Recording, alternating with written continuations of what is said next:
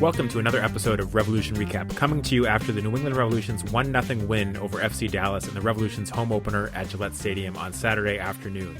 Carles Gil gave the Revolution the lead on a first-half stoppage-time penalty kick that he earned after getting fouled in the box in a nice VAR review that went the Revolution's way.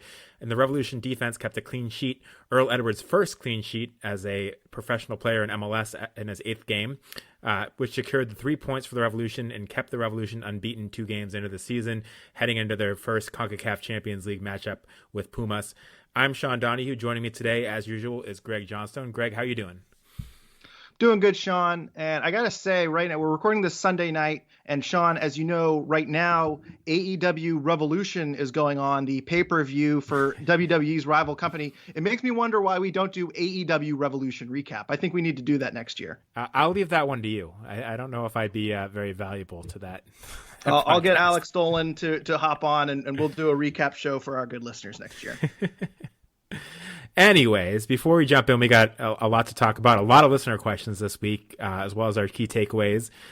We do have an announcement to make, and Greg, I'll let you take that one. Yeah, we probably should have done this a few weeks ago, but we kind of ran a little bit behind in terms of prepping for this season. The long story short is we are selling out, and we are starting a Patreon. More or less what happens every offseason is we kind of evaluate what we want to change up for the podcast, if we want to do more, if we want to do less.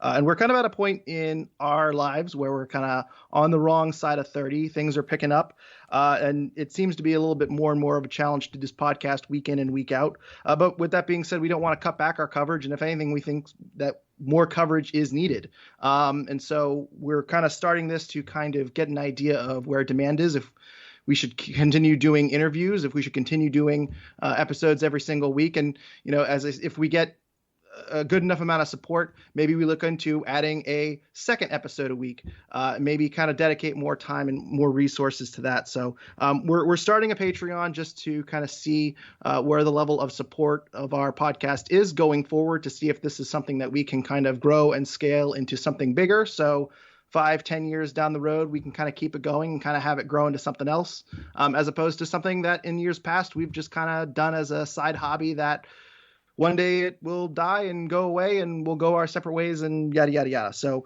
we're starting a Patreon kind of with the intention of growing this and kind of making it bigger going forward.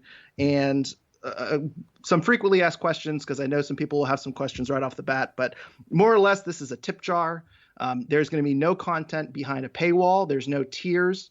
If you do not contribute to the Patreon, you will get everything that we do on your RSS feed, on iTunes, on Spotify. It's still going to be available wherever you listen. The only difference is if you want to financially contribute to the podcast, you can now do that. This also does not impact our partnership with Golasso Kits. They will remain our sponsor for this season. We actually spoke to them recently. They're very happy with the podcast. They love our listeners as much as we do. So we will still be doing a sponsorship with Golasso Kits, and you can still use promo code RevsRecap for 15% off your order at GolassoKits.com. So, just some quick show announcements before we get into it today. Thank you, Greg. Excited for that, and excited to see what interest there is in kind of supporting our tip jar there. But with that, let's jump into this game. Revolution's first victory of the season. Greg, what was your takeaway from this one? My key takeaway from this game, and also kind of the first game too, because I was not on last week's episode, is that Sebastian Lletget is looking like a perfect fit for the Revolution system. I think he's had a phenomenal first couple of games. He obviously had the goal in the first game. He had a 95% passer rating in this game Saturday. He had 59 touches, 3 successful dribbles, 3 for 3 on tackles, 1. He had 8 recoveries. He was 6 for 12 in duels, which wasn't great, but he really is kind of forming a very solid partnership with Carles Gil. I know Seth McComber had a nice thread on Twitter today about how the Revs are playing kind of more of a narrow diamond. Tejan Buchanan is more of a winger and kind of hugged that outside line up on the right wing. Lletget kind of is moving in and out. He's kind of forming a nice partnership with Carles Gil, and it's also allowing Brandon Bai did a really nice job pushing up the swing. And DeJuan Jones, the first 2 games, I thought he's looked very, very dangerous in the attacking third.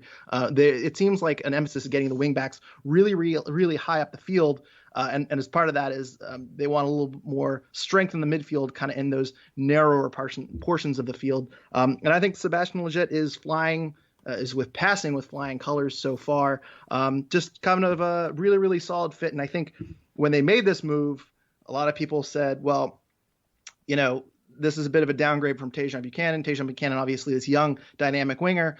Sebastian Lletget isn't really a dynamic winger. He's kind of more of a central midfielder. How's he going to fit in? And I think the concept was that he would kind of make this shape a little bit more narrower and kind of add another interior passing attack to kind of complement Carles Gil. And I think it's worked out very, very well so far. So my key takeaway is everything is looking great so far in terms of DeBaby. Yeah, he's been a fantastic addition to the Revolution. I know we talked about it before, that kind of the expectation was that he would kind of slot into Tajon's spot, but not play it the same way. And I think that's what we've seen so far. I think what we saw in this game, was the Revolution's best 11 in Bruce's mind, outside of, Matt Turner not being there. 2 games in a row, we've kind of seen the same lineup. With the exception of Henry Kessler because he was injured the first game. We'll get into that later. But I thought this was the best lineup, and I thought Sebastian Lletget has fit really, really well into what Bruce Arena is trying to do. Of course, it's only been 2 games. There's still, some kinks to work out. I'm going to talk about that with my key takeaway, but he's been a fantastic addition to the Revolution. He's been passing really well, and he's been, a key part of this team. If you look at statistics, he's got a 7.26 rating from Who Scored, which makes him the 3rd highest rated player on the Revolution so far this season. And he, his 90.6% passing accuracy is the most of any Revolution player that's started both games. So, so far, so good from Sebastian Lletget. And I think it's, there was reason to be excited about his addition to the Revolution, and it's lived up to the hype. And I think he's only going to get better as he learns his teammates a bit more and as he gains more fitness. Yeah, and it's worth noting, too, Bruce Arena has made the comment that they've had a bit of a rough offseason because the 2 games with Cavalier, they kind of based everything in their preseason around those 2 games. And with those canceled, Bruce has kind of made some comments that they seem to be a little bit on the back foot. So, he hasn't really had a full preseason to really gel yet, but he seems to be fitting in very well. I do want to quickly correct myself that Sebastian Lletget is DeBoy, not to be confused with DeBaby, who is a homophobic rapper. So I apologize for that. I said DeBaby, I meant DeBoy. So I just want to clarify. You were probably confused because I think the Revolution tweeted out a picture of DeBaby when they were going to make that announcement, along with some other people with before their name. So that must have been the problem. And everyone on the Revolution is having babies, apparently. So that's a very common mistake. That's true. One interesting thing for Sebastian Lletget that I did want to add is he's actually leading the Revolution in tackles per game at 3 per game, which I don't think is something we expected from him. So that's another nice part of his game that he's added to the Revolution. Again, he's contributing all over the place for the Revs, and I think he fits really well with what they're trying to do. And I think as he gets to learn, Carles Gil's game, Adam Bux's game, Gustavo Bo's game, it's only going to get better. So a lot to be excited about there. With that said, we've had a lot of positive takeaways on the show over 2 episodes. I do want to get a little bit more negative, and that's that the Revolution have their most challenging game, perhaps ever, coming up on Wednesday against Pumas in the CONCACAF Champions League. A very, very difficult matchup against a very good team from Mexico. For all the positive things we've said, the Revolution are unbeaten 2 games into the season. They need to be a lot sharper against Pumas if they're going to come away with a victory over 2 legs. The Revolution have the advantage of, these 2 games so far of playing against other MLS teams that are also early in the season, also gaining their sharpness. Pumas is going to be coming into this one, mid-season form, ready to go. And, you mentioned it already. Bruce said that preseason wasn't good enough for the Revs. They had those 2 games against Cavalier that didn't get played. I think that really impacted their preseason and made it so they weren't as sharp as they wanted to be. So far they've been good enough to get a draw on the road against a very good Portland team and a win at home against FC Dallas. It's been good enough in MLS, but I don't think it has been good enough to beat a team like Pumas. You look at this game against Dallas, they only had 2 shots in the first half. Dallas came into this game kind of playing a defensive shape and for the most part did really well to prevent the Revolution from scoring until they got that penalty kick in first half stoppage time that Carles Gil put away. And then, they had to come out of their shell a bit and the Revolution got a lot more shots in the second half. But, one shot other than a penalty kick in the first half is not good enough. And then even Carles Gil, who I think had a great game, had a fantastic chance in the 74th minute when Gustavo Bo put in kind of a long-range shot that forced a save from the goalkeeper. The ball fell out to Carles Gil. The goalkeeper was on the ground. Carles Gil, he had to stretch a bit for the ball, but if he had managed to chip it over the keeper, it would have been an easy goal, and instead he hit it right into the keeper's chest with the keeper on the ground, and that prevented that game from being 2-0. When you're playing a team like Pumas, you got to put those chances away. I think the Revolution need to leave Gillette Stadium on Wednesday with a multi-goal victory if they're going to go into Mexico with a good chance of advancing. And the performance today, good enough to get a victory against FC Dallas. I think it needs to be a lot better going into Wednesday. And we'll talk a bit about the lineup, but I do think that Bruce recognized that the Revolution, aren't sharp enough because of their preseason. And there was a lot of talk of, maybe the Revolution should rotate for this game and bench a lot of guys. But I think Bruce, probably thought sharpness was more important than rotation and fitness, and that some of these guys needed to continue to gain fitness so that they were better off, gaining sharpness and fitness from this game and playing Wednesday as well, than they would have been kind of resting this one and going in Wednesday rested. But, again, good start to the season, but I don't think it's good enough to be a team like Pumas unless they can up their game and play a lot sharper on Wednesday. No, I agree 100%. And yeah, if this is a stronger team in the East or a stronger team in the West, I think this scoreline is a little bit different. I'm not entirely convinced the Revs were the better team today. I mean, I think on expected goals, I'd have to look up what their expected goals are. I think they won in that category. So I certainly think it's fair to say it's a fair result, but there are a lot of moments here where you thought this game should have been put away. You mentioned the play there with Carles Gil not putting away that rebound in the 74th minute. There was one play in the 41st minute where they do a long ball over the top to Brandon Bai. Brandon Bai kind of runs into the box, kind of stops, cuts back, leaves it off to Bo, and you originally thought that the shot was blocked. It looks like Bo kind of scuffs that shot altogether. So that's something that you hope that kind of Bo kind of tidies up because you really need him to start scoring some goals.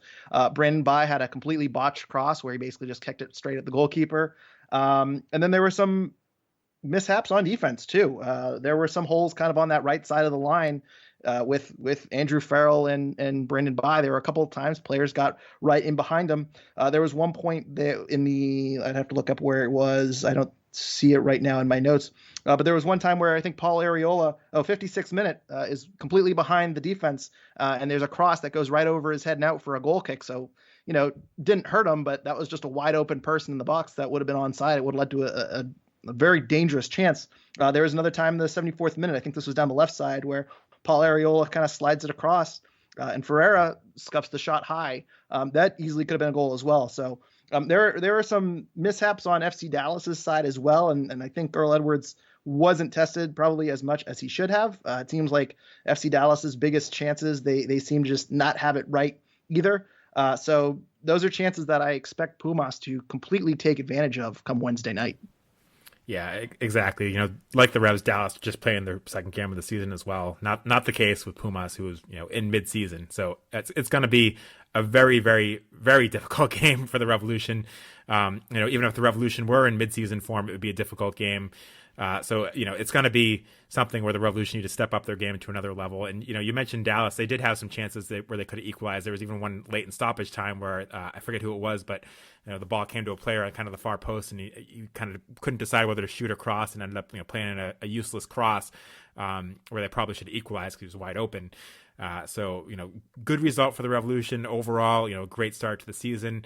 But it's going to be a very, very different challenge when they're facing Pumas. And I do strongly feel that they need to win by more than one goal at home if they're going to be able to go into Mexico City and come away with a positive result over two legs. So that'll be something to watch. There were some other topics I wanted to touch on. We mentioned the lineup was the same as last week except Kessler for Gonzalez. I think this is the Revs' best 11 with the exception of goalkeeper. Greg, any doubts about that? No, I agree 100%. And then the negative was Kessler got injured in first half stoppage time. Looks like he re-injured the hamstring injury that had been bothering him. Bruce opted actually to play the last couple of minutes of the first half down a man and put Omer on at halftime instead to let him warm up. He did mention that Kessler wasn't expected to go 90 minutes anyways, but this seems like a setback that will probably at least keep him out Wednesday. Are you concerned about that? How much of a concern is it to presumably not have him for at least the first leg of CONCACAF Champions League? Yeah, well, it's a really big deal for the Champions League, just because right off the bat you don't have one of your better defenders. You're missing someone from that top 11. And truth be told, as you said, Sean, I think this first leg is very, very critical. And I'm curious to see how Bruce Arena plays it. If he comes out, if they're going to try to be very aggressive and try to have this be a high scoring affair. I assume they're going to run out their top 11, but I wonder if they kind of make some more aggressive subs to kind of get on maybe Josie Altidore a little bit sooner, really kind of try to attack and try to get those extra goals. So anytime you're missing a starting 11 player, I know we're talking about a defender, so it's a little bit different, but I think this is certainly going to hurt them in the Champions League. But I'm really more concerned about the overall. You have 5 games in 15 days, I believe. I don't know what is going on with John Bell. I assume that maybe he's just moved his way down to fourth center back. I'm curious to see how they manage minutes. It seems like Henry Kessler, this has been a nagging injury for a few weeks now. He had some injuries. This hamstring injury seemed to have been bothering them in the preseason. That's why he sat out in this opening game. And it seems like he has re-aggravated it. So it seems like the next few weeks, they would probably want to rest Kessler through the international break. It's going to be interesting to see how they manage minutes. And, I know Andrew Farrell is a bit of an Iron Man. I don't know if Omar Gonzalez can go 5 or 4.5 games in 15 days. I think that's a real big concern. So then you have John Bell stepping in. How is he going to perform? Is he going to see Champions League minutes? Is he going to play next week in MLS competition, kind of in a weakened lineup? It's going to be interesting to see how they manage minutes, because it seems like the plan going into this year was Henry Kessler and Andrew Farrell as your starting center back pairing, with Omar Gonzalez kind of stepping in when needed. This really throws a big wrench into the plan. And I like John Bell. I think I'm more positive on John Bell than a lot of other people. But if John Bell is out there playing Champions League minutes, I'm not sure that's completely ideal. So it is definitely a concern for the next couple of weeks with Henry Kessler out, specifically for this Champions League game. Omar Gonzalez, I didn't think he was particularly that great in Portland. I thought he was fine against Dallas. Not that Dallas was the, most difficult competition. I know we mentioned the defense kind of had some lapses there against Dallas and got away with it. Again, Pumas is going to hop all over that. So hopefully Omar Gonzalez kind of steps up. Hopefully he kind of finds his form going into this game. But I'd rather have Henry Kessler back there for sure. Oh, I'm completely with you. But the one thing I will say is that I'm not 100% certain that even if Henry Kessler was healthy, that we wouldn't have seen Omar Gonzalez play this game, because Omar Gonzalez has that CONCACAF experience that not many people on the Revolution roster do. And I think this is why Bruce brought him in here. He's the only guy on the Revolution that has won the CONCACAF Champions League. So he's got a host of experience playing in Liga MX, way more experience playing against Pumas than anyone else on this team.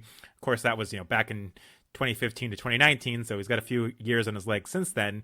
I would be a lot more comfortable with Henry Kessler out there, but I'm not convinced that Bruce Arena, because of Omar's experience, wouldn't have played him anyways in the Champions League. So, I'm curious to see what he can do out there.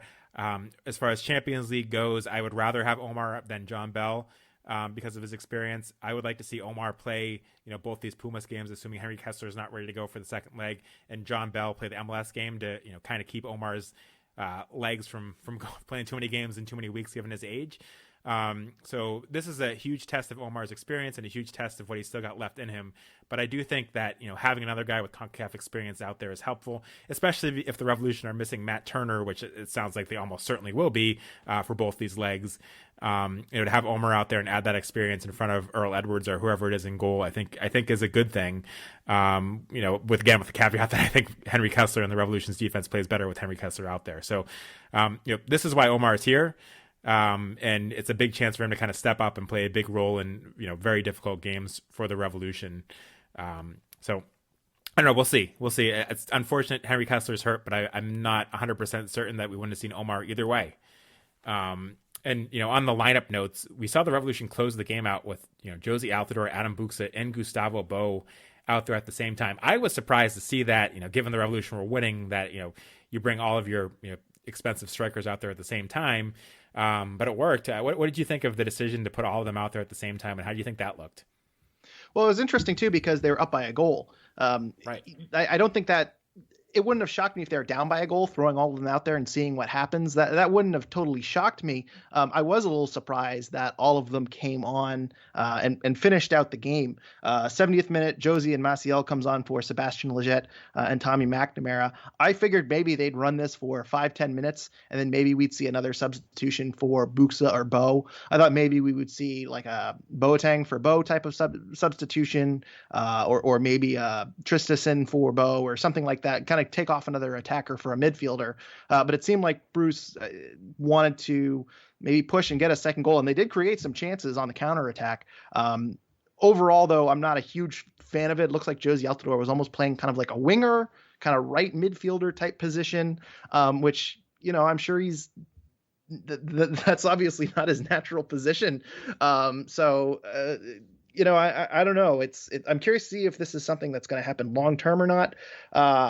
I wasn't a huge fan of it, both because of the situation and both because I just don't think that's the fastest lineup you can have out there to counter. I don't think that's the most defensive lineup you can have out there. I thought the midfield was a little bit thin in the final 20 minutes of that game. But Bruce Arena has 241 more wins in MLS than me, so who am I to question it? But yeah, it certainly was a big surprise.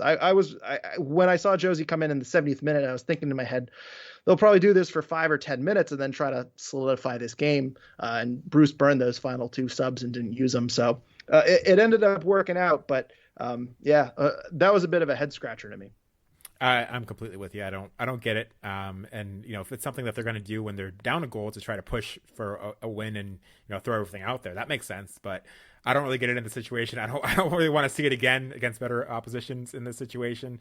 But they worked. They held on. So I guess it is what it is. Well, and they had that we talked about that moment in the 74th minute where Carles Gil got the rebound. There was another play too where Bo is on the left side and he crosses over to Carles Gil. It was around the 81st minute. He crosses it over to Gil on the right wing, and then Gil crosses it over to Bo far post, and Bo kind of basically tips it and he misses it wide near post. That probably should have been a second goal as well. So they did create chances. I think. Yeah. The criticism of Bruce in the past is people have wondered, does he park the bus too soon? Should he be pushing for a second? And as I say, I thought we were going to get 10 to 15 minutes of pushing for a second and then, okay, let's slam the door. But they really were, pushing for a second to kind of put it away. And, it's good to have that type of confidence, and it's good to have Josie Altidore on the bench as a weapon. I almost kind of see this as Bruce looking at Josie and saying, this guy's too good to not get in this game somehow. But with that being said, I probably would have taken off Buxa or Bo and thrown on a midfielder to kind of crowd the midfield and, counter with Josie Altidore up top. Yeah, I think that's exactly it. That he wanted to get Altidore out there. He wanted to get time. I don't know that the move he made was the right one to make, but it worked. So what are we to question it? With that said, you mentioned he didn't use the last 2 subs. There were 2 guys that were on the bench that last year were the 4th and 5th highest paid players in the team, and Arno Tristison, who was on the bench for the first time this season, and Willie Captoom, who was making his second appearance on the bench and came off last time but didn't play in this one. We were all surprised that those 2 guys didn't come in, given there were 2 substitutions left. And in theory, I think Captoom was the guy that you'd put on to kind of maintain possession and hold the lead more than you would a guy like Josie Altidore, right? Yeah. I don't know who I mean, I would have taken off probably Bo or Buxa for one of them and kind of add about it. The midfield, like I said,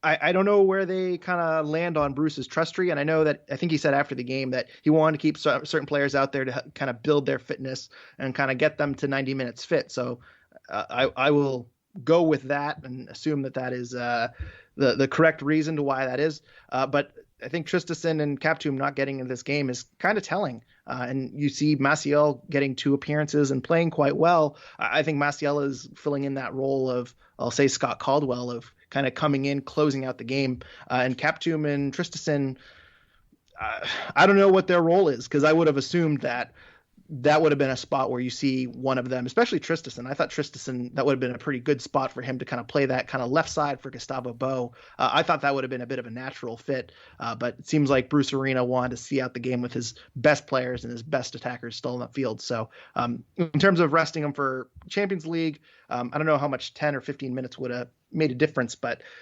it'll be interesting to see if they get minutes next Saturday in between Champions League games, because I think Bruce Arena knows he's going to have some rotation. He's going to have some depth kind of come in. So I'm curious to see how he utilizes those guys off the bench or in the starting lineup next week.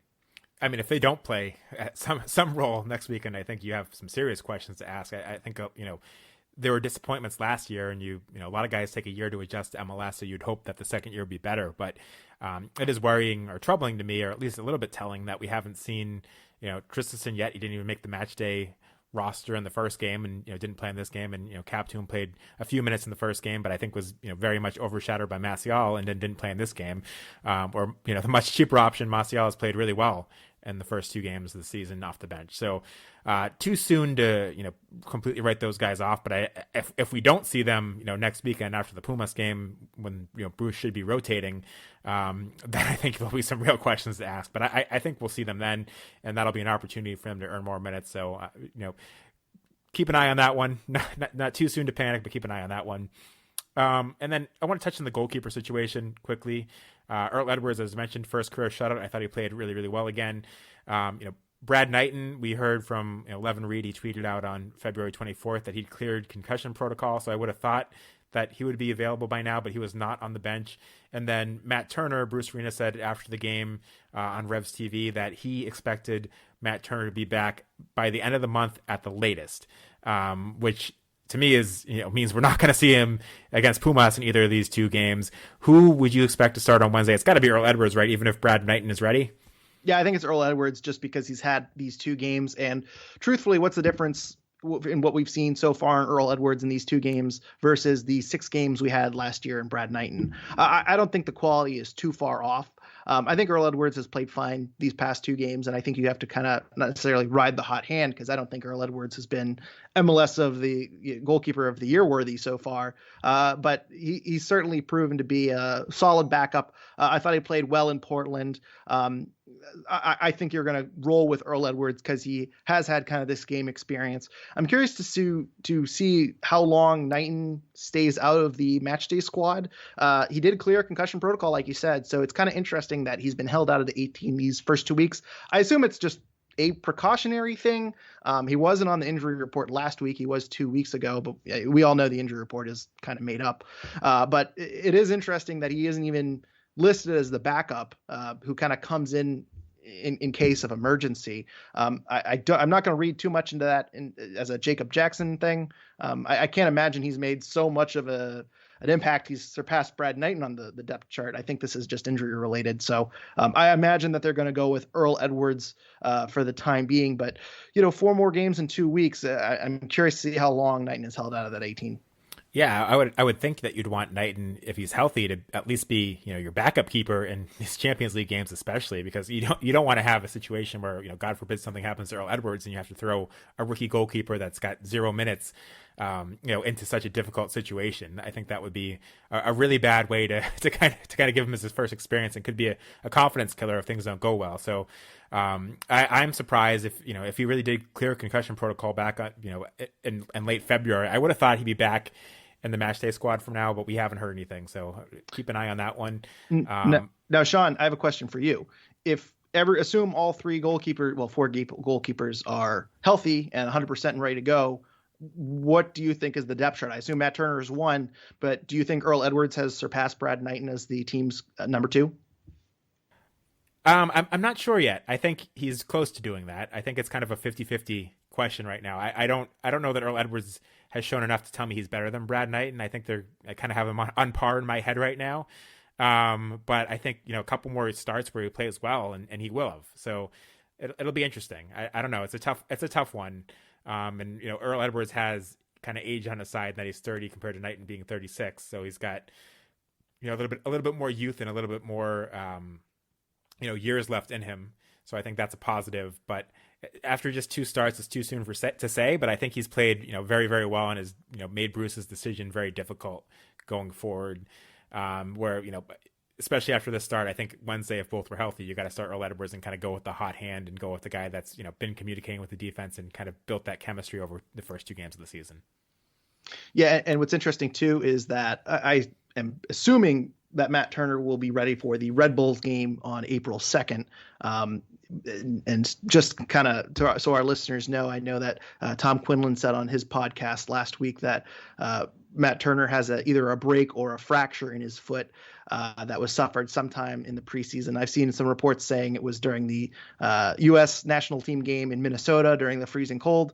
I've seen that, some reports saying that it was during training. I've seen some reports saying that it was during one of the preseason games. So not totally sure when it happened, but everyone I've seen report something along these lines. It sounds like a short-term injury, and Bruce Arena saying that it's hopefully by the end of the month. What that kind of tells me is that Matt Turner is probably just resting his foot. He'll probably miss the United States international break, and hopefully he will be back at the start of April for the Revs. But if that's the timeline, Earl Edwards is going to play probably 6 games. There's 4 more games after this, and that's the same number of games that Brad Knighton played last year. So there's going to be an equal sample size to measure up Earl Edwards to Brad Knighton. So when Matt Turner comes back, it'll be interesting to see, who's going forward as the number 2 in the game day roster. I think Bruce will have had enough time to evaluate Earl Edwards versus Brad Knighton.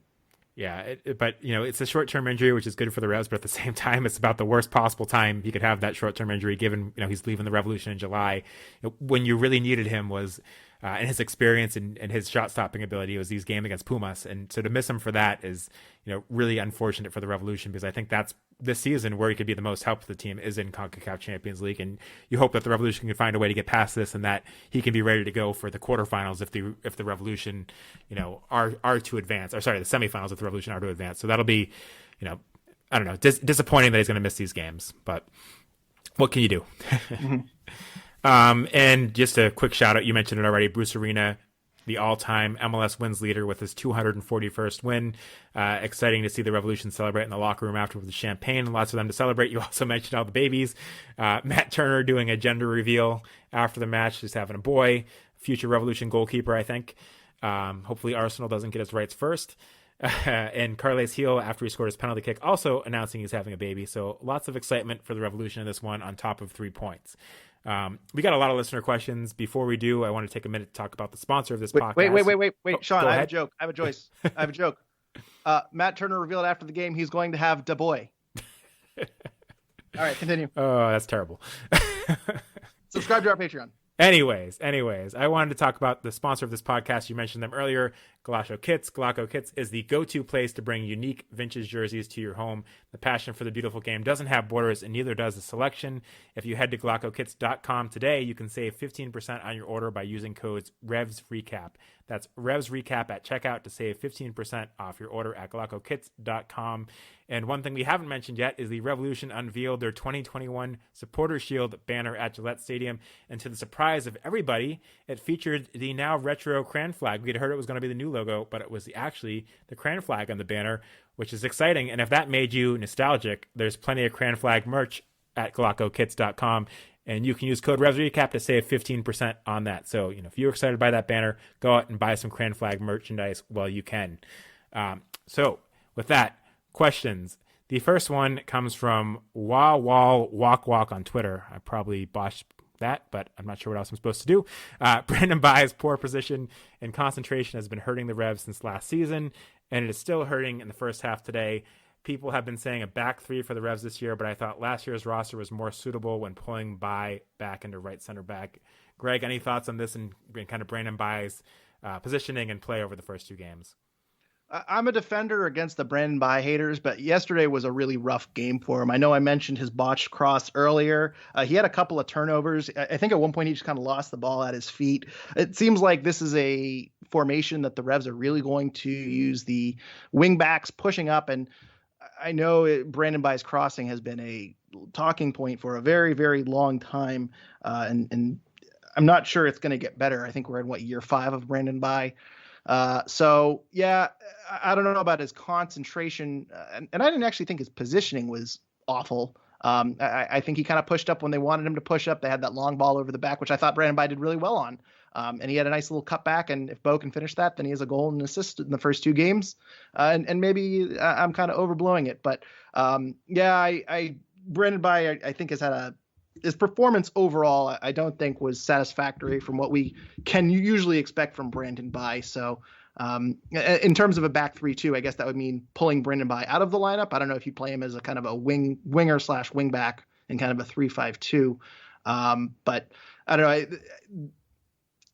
Is he going to work out as kind of a crossing wing back? I'm not so sure. Yeah, I mean, it's funny because Who Scored has him as the second best Revs player this year at a 7.73 rating.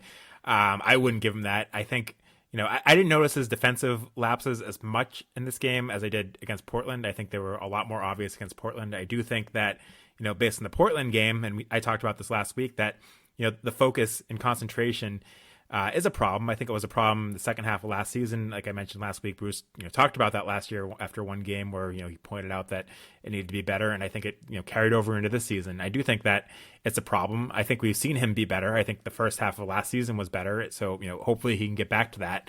Again, not hitting the panic button yet, because to be honest, I didn't think he was as bad defensively in this game, where at the same time, I think, part of that might have been FC Dallas wasn't as threatening going forward in general. They don't have as good of attack as Portland, but we'll see. There is some reason to be concerned. I agree with Greg that his offense his crossing ability and some of his offense hasn't been as good as you'd like him to be, given the pressure that's being put on him to provide that width in the Revolution's formation. But I'm not hitting the panic button yet. We've seen him play a lot better. I think we saw him play a lot better last year, and our statistical ratings at Who Scored and FootMob, I think, have been rating him very well this year. So he's been doing some good things. Even if we can point out some flaws in his game. He's a very frustrating player because he's great in the air. He's fast. He has the physical capabilities of being a great wing back in MLS. I mean, his potential is high, but as I say, there are just a couple of times where someone squeezes in between Farrell and Bai, and you wonder, where is the breakdown? I know Brandon Bai almost kind of set that guy onside last week against Portland. He was responsible for some of the goals there. I don't want to accuse someone of having poor concentration, but there just seem to be a lot of little things that Brandon Bai just can't, get perfectly. And so I don't know. It is very frustrating because, as I say, he has the tools to be a great wing back. He just kind of needs to put it together. Yep, I completely agree. Our next questions come from Matty Jolly on Twitter. He asked, are you concerned with the lack of speed up top, and would you swap Martial for Tommy Mack? I'd leave Martial out of the lineup for Tommy Mack at the moment. I'm sure Martial will get some starts throughout this season. The reason why is because if you have Tommy Mack on the bench to start out the games, you'll have Tommy Mack, Captum, and Tristison, and all those guys can kind of play kind of a central midfield, kind of, I'll say offensive, even though that's not what I mean, but kind of play an 8 position, whereas I view Martial as kind of more of a 6. That kind of can play a similar role as Polster. And so if you have a 1-0 lead and you want to take out Polster, or if Polster's on a yellow, which he gets from time to time, I'd feel weird subbing on Tommy Mack for Polster to kind of hold down a game. So I think I like Martial as kind of a defensive substitution right now. In terms of overall quality, I think Martial is making a good argument for him going in and kind of, potentially being a starter on this team. But I think right now, if you look at the overall makeup of the team, I think Martial being a guy to kind of come in, hold possession, solidify that midfield late in the game. I kind of like him in that role. Whereas Tommy Mack, I kind of like as someone who can kind of get up, can fire some long shots, kind of a veteran who can kind of work off of Carlos Gil and Sebastian Lletget in the midfield. I kind of like where the starting lineup is right now, and I'd be afraid that you have kind of too many of the same, people on the bench if you put Martial into the starting lineup. Yeah, I agree. I don't think I don't think Tommy Mack has had a particularly strong start to the season, but I wouldn't make that change yet. And Martial's looked really good, so it's not because of Martial's play, but I think the Revolution have found kind of a balanced formation with what they have out there, and kind of a more of a balanced bench. So I would kind of ride with what they're doing right now, but I would be open to that in the future. I will admit too that I don't have anything in my notes about Tommy McNamara. He was literally invisible. I think he has a blocked shot. That's kind of it as far as my notes. But just looking over the stats, he was 28 for 32 passing yesterday, 44 touches. He was 2 for 3 on long balls, 3 clearances, 2 blocks, 4 recoveries. He was 2 for 3 on duels. He played pretty solid, but I think he's just kind of invisible with all the star power in this lineup. So, I don't necessarily see him as a massive liability or anything like that. He's just not the sexiest player in the world. I think I combined 2 questions here, and I'm not sure if you answered the first part. Is are you concerned with the lack of speed up top for the Revolution? Oh, I don't think we answered that. No. And actually, I noticed this kind of towards the end of last season too. I think Adam Buxa is getting better at his runs. He had a really good run in today that actually I think led to the. He had a good run yesterday. We usually record these on the same day. We're recording this Sunday. He had a good run yesterday where he had the ball kind of knocked away and Carlos Gil picked it up and then drew the penalty. I thought that was a pretty good run where he looked dangerous. He had another run too where he really wanted to get the ball up to Gustavo Bo and kind of made a bad pass and turned it over. But I thought he should have just kept running with it. He seems to be getting a little bit better at his feet. He's not the fastest player in the world, but I think he's getting a little bit more and more dangerous with his runs. Josie is also not the fastest player in the world, but right now that lack of speed doesn't completely concern me because I think you have some solid speed on the outside with DeJuan Jones and I think Carlos Gil can outrun some guys too. So I think they're still dangerous on the counter attack. So I don't think that's necessarily need right now. I agree, and it's nice that they also have a change of pace and Ima Boateng on the bench, who we have not seen yet. So hopefully at some point we'll see him, because I think it's good to have that option. But I'm not concerned with the lack of speed in the starting lineup. I would have liked to have seen some speed yesterday, as opposed to that Josie Altidore. Actually, and that's one of his comments too. Also, please never play Josie, Bo, and Buxa together ever again. I think that's related, because you're probably looking at those three guys, Bo and Buxa in tired legs in minute 85, and Josie kind of running up the field, counter-attacking and thinking, we could use Boateng right now. That would have been a spot where I think Boateng would have been pretty dangerous. Yeah, I do think there's almost too much of an effort to force Josie out there to get his fitness up, because Bruce wants him to be able to play a bigger role. I'd almost rather see, instead of trying to force him into the lineup here, that he gets some minutes with Revs 2 or something. But I don't know why there's such hesitation to put Ima Boateng out there in these first two games. Anyways, one last question from Maddie. If you're Bruce, are you going for the Champions League title? I definitely think you should. It sounds like Bruce is. It sounds like he is prioritizing the Champions League a little bit. So I would, if I was Bruce. I know that it is, I don't want to say a long shot, but I feel like MLS teams, I don't want to say give up, but maybe it's a lower priority because they don't have a lot of faith in their squad. Right now, I think if you're the Revolution, MLS Cup is a long way away. You have Matt Turner for 6 more months. Who knows how much longer you have Adam Buxa. If I'm Bruce, I'm going to try to win every competition I can. I think it'd be a really, really short-sighted to kind of give up. I shouldn't say give up.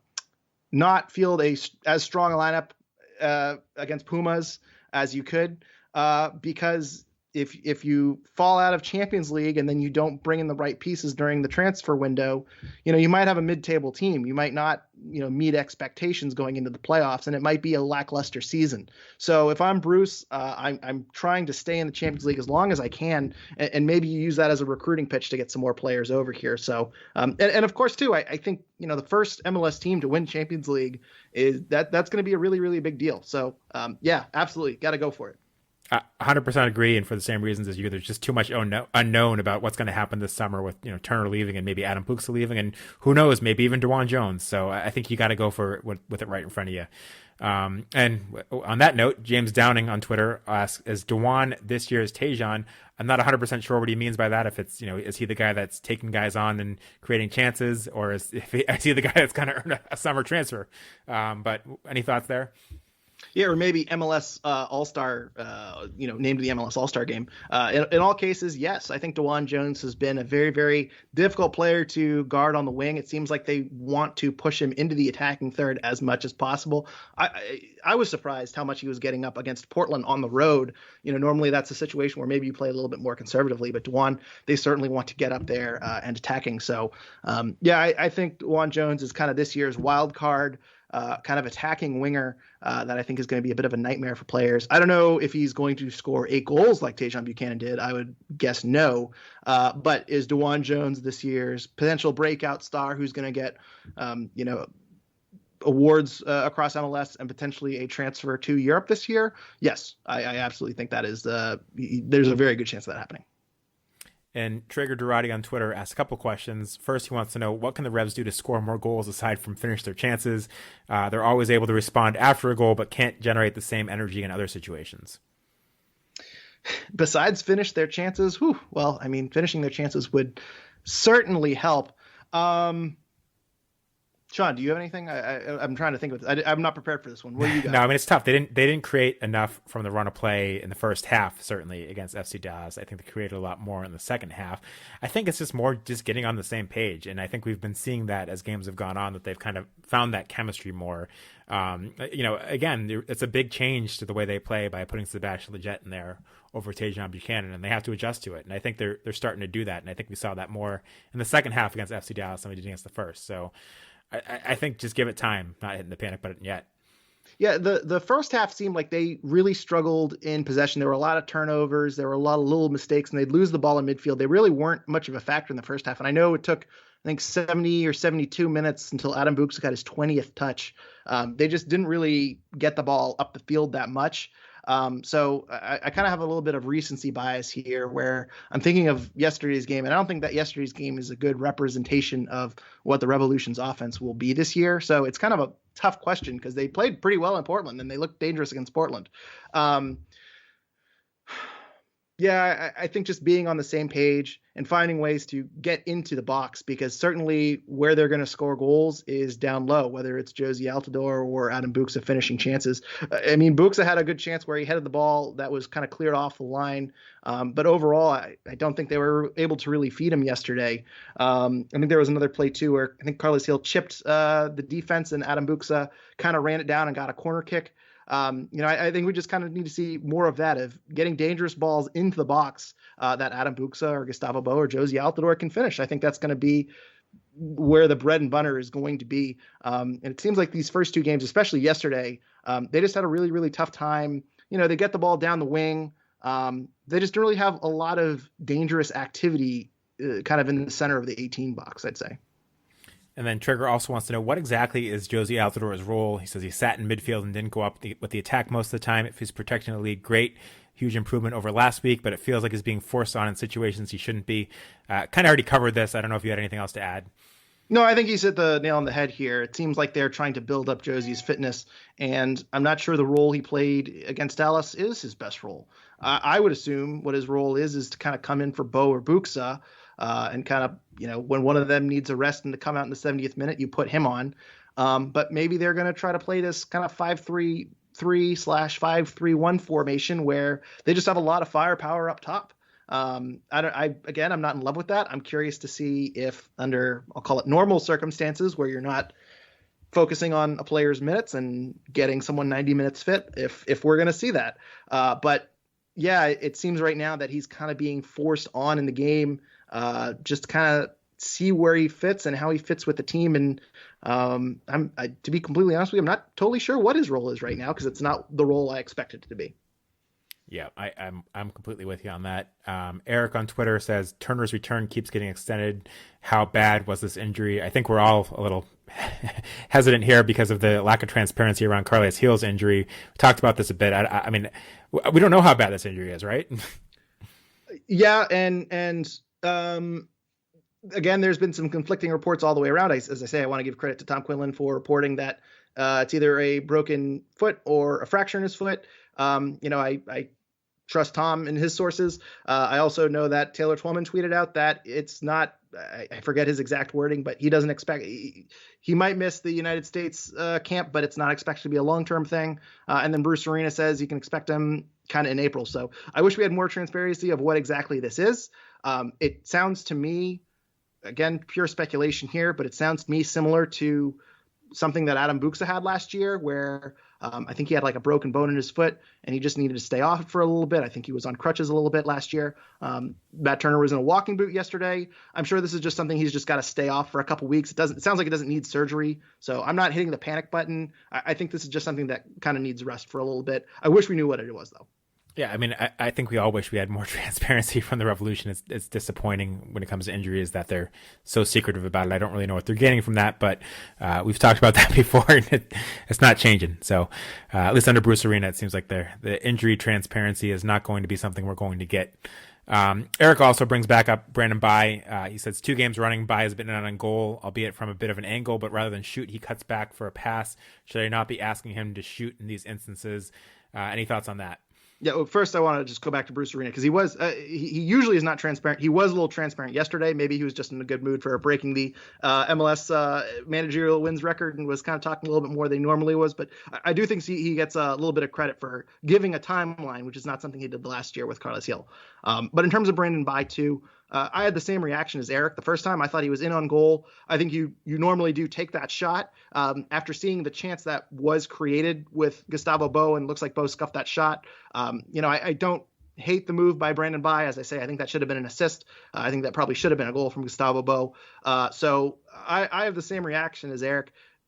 If this exact same play happens next week, I hope Brandon Bai has the confidence to take that shot. Maybe he just thought he was at kind of too narrow of an angle to take that shot, and maybe he thought that it'd be a little bit better getting Gustavo Bo kind of a shot that's a little more centered, which is never a bad idea. But I certainly don't blame Eric if he thought Brandon Bai should have shot the goal, because in real time, that's what I wanted Brandon Bai to do as well. And then we got a couple questions from Robert Chevalier on Twitter. First was, what was around Omar's neck? I don't know if you saw that, but it almost looked like some sort of like headband type thing around his neck. I don't know what it was. Any idea? I don't have any idea what that was. I was hoping you could tell me. I can't say I spent much time researching it, but I had the same question when I saw that. I've never seen something like that before on a soccer player. But maybe a question for ask. It was like a warmer thing, like he was to keep warm. Was it windy yesterday?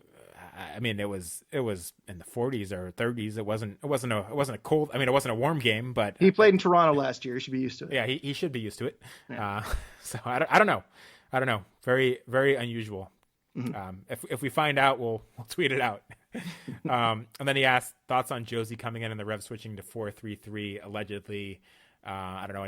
I talked about it. Hate it. Yeah. Neither of us are a fan, unless it's a situation where they're just trying to desperate throw bodies out there for a goal. But it doesn't make a lot of sense when they're winning. Take it from me, a guy who has 0 MLS wins, that the guy with 241 wins is making a huge mistake playing that 4-3-3. We got a couple questions about the baby announcements. Robert asks, which Revs baby is most likely to follow in their father's footsteps and play for the Revs? So the key of this question is play for the Revs. That is a very interesting kind of caveat. And I'm going to go with Matt Turner, because Matt Turner from the Northeast, I could certainly see, him deciding to kind of, if Matt Turner moves back to America eventually, I could certainly see Matt Turner maybe taking a job as a goalkeeping coach or something like that. He seems to love his time in New England, and I think Matt Turner is very loyal to the team that kind of gave him this shot. Whereas, I think Matt Polster, this might be another stop for him. Carles Gil probably will go back to England. So I think Matt Turner Jr. is going to be an incredible goalkeeper for the Revs in the 2040s. I'm going to take it a different direction. I'm going with Shari Joseph, who just had a baby boy, Shari Maximus Deuce Joseph. So congrats to Shari Joseph. That is also an amazing name. So I'm going with him because, Shari is here coaching. I think Shari is going to be with the team for a long time. He's got his, very established in New England. He's been a youth coach, so I think he's going to coach this kid up to be a fantastic player. And that's the direction I'm going with this one. That was a trick question. That was a good answer. And also, you can listen to our interview with Shari Joseph from 2020 if you scroll back into our feed. Very good conversation with Shari Joseph from a couple years back. It is amazing how many people on the Revs are having babies. But yeah. Sam Minton asked, what position will Matt Turner's baby boy play? It's got to be goalkeeper, right? Got to be a goalkeeper. Not even a question. Next. Yeah. Paulo S. on Twitter says, historic win for Bruce Arena overshadowed an otherwise lackluster performance, really. Squad still lacking some sharpness. Carles Gil and the outside backs bailed us out a bit today. I don't really disagree with that statement. Do you? No, I'd also add Andrew Farrell had a couple of good moments one-on-one. I think there was one play where he had a moment early in the first half where he kind of made a sliding tackle and probably should have drawn a yellow. He takes the ball away from the attacker, and then the attacker kind of swings his leg back and looks like he clips Andrew Farrell. I thought that should have drawn yellow, but it didn't. Andrew Farrell also had like a bit of a turnover, but he recovered a little bit in the 29th minute. And then there was one more play early in the game where I think O'Brien kind of slips in between Bai and Farrell kind of over the top. And it seems like he just can't get his foot on the ball to get off a shot, and Andrew Farrell is right there to recover. So I thought Andrew Farrell had some good moments of emergency defending and some one-on-one defending today that kind of bailed out and kind of squashed some chances from FC Dallas, especially in the first half. And then David Sabellian on Twitter had several questions. First, he says, this is why you bring in Omar, the veteran. Thoughts? I mean, I agree with that. This is why you bring him in, right? Yeah, and you kind of mentioned it earlier. His experience, especially in the Champions League, is probably going to help out. I know Andrew Farrell gave Omar Gonzalez some credit in the postgame that his communication is phenomenal. I mean, having a veteran center back is never a bad idea. So, yeah, I think he's playing his role really well. And, as I say, I wasn't too impressed with him in the Portland game, but I think overall it's going to pay dividends, and he's going to be a big help to John Bell and Henry Kessler as the season goes on. I'm sure they're going to learn a lot from him. And then he says, is there anyone that can replace Matt Polster if he's on a yellow? Seems like a huge need. Any thoughts there? Tip my hand on this one a little earlier. I think Maciel can kind of fill that role as well. I think Maciel still has a little bit of room to grow, but I think he can kind of fill into that number 6 position pretty well. I did notice they didn't take off Polster yesterday when he had a yellow, which I was a little bit intrigued by. So I think maybe there is a little bit of a skill gap between Polster and Maciel and everyone else kind of in the central midfield. And last year they did have Scott Caldwell to kind of come on and kind of play that kind of closer role. So I'm curious if maybe they do go out and get another defensive midfielder to kind of cover for Polster and kind of play a Scott Caldwell last minute role. Obviously they wouldn't pour a ton of resources into that. And I don't think there's anyone from Revs 2 or the Academy that kind of fill that role as well. So I'm curious to see how they kind of go about it going forward. But yeah, if Maciel, let's say eventually Maciel does replace Tommy Mack in the starting lineup, then I think defensive midfielder number 6 type player is a bit of a need. So I wouldn't call it a huge need at this point, but it's something to keep an eye on. That maybe if an expendable piece comes available later on in the season, maybe Bruce Arena sends 100,000 in GAM or something like that, and kind of fills a spot in the 18. Yeah, I mean, I talked about this in the offseason a couple times as a position that I think the Revolution could use more depth in. I think if it's not Maciel, then there's nobody else. Maciel's looked good. I don't know if he has the bite that Polster has in that role. I'm not sure about that yet. I think there's still a lot of question marks there. Again, I think he's looked good, but I think there's a lot of question marks if Polster was out for any extended period, if he could fill that role. Yeah, I would say if Polster's out for 2 months, I'm concerned. Yeah. If Polster needs a rest, like next week, if Maciel is starting where Polster is playing, I'm not concerned. And I'm curious to see how Maciel does. But Matt Polster is a pretty important part of this team. Yeah, nobody on the roster right now can play the role the way he does and replace him for a long term. So, but I mean, it's not easy to find a backup for that either. So, like you said, if the opportunity presents itself, I think you take it. But in the short term, Maciel I think would be good enough. So he also asked about Earl Edwards. He said Earl Edwards seems to be good enough. Do the Revs still seek Ethan Horvath? Yeah, so this is related to, there's some rumors that the Revs are keeping an eye on Ethan Horvath, who I believe is at Nottingham Forest. Is that correct? And I think he's been getting some starts over there recently. Prior to the past few weeks, he's been sitting on the bench. His salary is pretty high. That would be at least a TAM signing, maybe a DP signing. So I think that might be a little too overpriced. I know a few episodes we talked about potential goalkeepers to replace Matt Turner when he leaves in the summer. I still think someone like Dwayne St. Clair is more likely to be someone to replace Matt Turner. I still think that someone in MLS is someone that will replace Matt Turner because you can use GAM on them. It's probably going to be a cheaper player salary wise. So I think that's probably the route they take. But we did talk a little bit in the offseason, if Brad Knighton plays well enough, could you just try to go the rest of the season and see if he fills in? I think Earl Edwards Jr. has added himself into that conversation. If Earl Edwards Jr. has 6 really good games and plays above average goalkeeping, why do you need to go out and spend an asset on an above average MLS goalkeeper? So I think that does change the equation a little bit.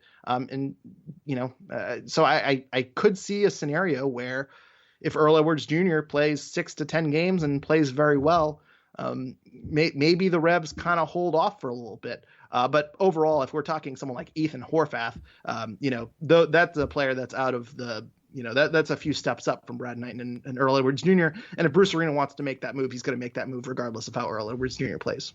Yeah, I mean, it all comes down to money. If you can get Ethan Horvath and he's not going to be a designated player and you can fit him in on your salary cap, you do it. I'm not still 100% sure how they do that, given that, presumably a transfer fee would be involved. He's under contract for several more years. He's just got 3 starts for Nottingham and played well. I wonder if a loan is in the equation. That's almost what I wonder. I almost wonder if it would be a 6-month loan that he pushes for because he wants to get playing time prior to the World Cup. And that, Matt Turner leaves the Revs, Ethan Horvath comes in, plays for 6 months, and then, Revolution push to win now, and Ethan Horvath goes back to Nottingham, or there's a opportunity to buy him at the end of that loan. I don't know. That almost makes more sense to me, but then does that make sense to the Revolution? I don't know. If Earl Edwards is playing well, maybe it doesn't. But, if you have an opportunity to sign him and it's not going to take a designated player spot and it's not going to kind of hamstring you for other signings, you absolutely do it because, like you said, he's definitely another level from Earl Edwards and Brad Knighton, as good as Earl Edwards has been. So, and I do think it 2 games is not a big enough sample size too. I still don't think the math and the equation has changed at this point. I think we need to get to, we're going to get Earl Edwards Jr. first. It looks like 6 games. I think we'll reevaluate then, and then we can start to have serious conversations of, okay, does this look like the guy that can fill in for Matt Turner the second half of the season? I still think right now it's a bit early to say that these 2 games have changed the Revolution's plans post Matt Turner. And again, reality check, Earl Edwards has 8 career MLS appearances, and he's 30 years old. It is too soon to say that. Ethan Horvath, 26 years old, played for the U.S. national team in some big moments, played over in Belgium, played in Norway, playing now in the English second division of the championship. It's way too soon to draw too many conclusions about Earl Edwards. Again, 30 years old, 8 starts in MLS. We'll see what happens. But if Ethan Horvath is available and you can afford him, I think you do it. Paulo also says 3.5 DPs at the same time, which I think he means, Altidore, Buxa, Bo, and Carles Heel. Thoughts on that? I think we covered that one, so I'll move on. None of us were huge fans of it.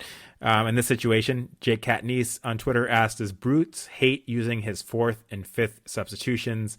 I'll hang up and listen. And you mentioned 6 stars. Any on Twitter responded to that and pointed out that Bruce Arena in the post-game interview said that he intentionally didn't use them to help get some players more time for match fitness. Any more thoughts on this one, Greg? Were you surprised that he didn't use subs 4 and 5, and should he have? I mean, he hasn't used those substitutions in the past too. So I think that match fitness is the reason why. But also I think it's an indication of he doesn't love the options on the bench. Not that he hates the options on the bench, but I think there's a little bit of lack of trust in the Tristesons and Captooms of the world, where, if they're clinging on to a 1-goal lead, I think it's a little bit telling that you don't take off Bo in the 85th minute or the 87th minute and throw on a midfielder. I do think that's a little bit telling. So yeah, I think it's a little 50-50 of you want to get Bo out there for 90 minutes and you want to get Books out there for 90 minutes. And I also think it's a little bit of concerning on the bench, a little column A, a little column B. Also 6 stars, any listen to his podcast, new podcast. Go check it out. Pretty good. It's one person. I don't know his name, but I gave it a listen a couple episodes in. So if you need some more Revolution talk, give him a listen. Yeah, I mean, I'm with you. I think it's very telling that he didn't use his 4th and 5th subs. I understand the fitness thought, but I don't really know what, playing a guy to the 80th or 85th minute as opposed to the 90th minute really does, especially when a lot of these guys are probably going to be asked to go 90 minutes on Wednesday.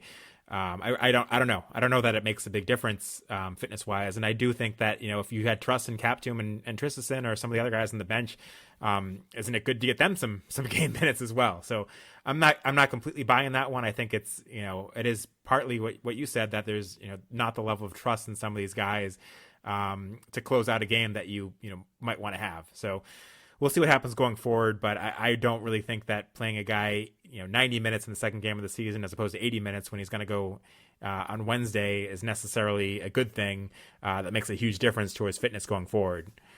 We got a couple questions on Discord as well. TSB11, going back to a question we got on Twitter, he wants to know what needs to happen to spark the offense. It feels like we're still relying on Carles Heel to do something magic for anything good to happen. I don't know if there's anything you wanted to add to that. No, actually, the next question kind of touches on what I answered earlier. So why don't you just keep going and sure. That's the next first question. Sure. Dragonfly on Discord. Dragonfly on Discord said, it feels like we're out of sync. There were a number of miscommunication passes and missed runs that led to turnovers. How much is this due to the shortened preseason?